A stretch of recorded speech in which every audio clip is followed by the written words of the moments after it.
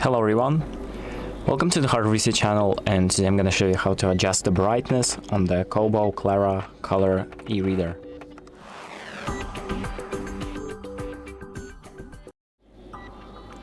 So the first thing that we're going to do is go to the Home tab or just any tab in the main menu and press on this little sun icon on the top right.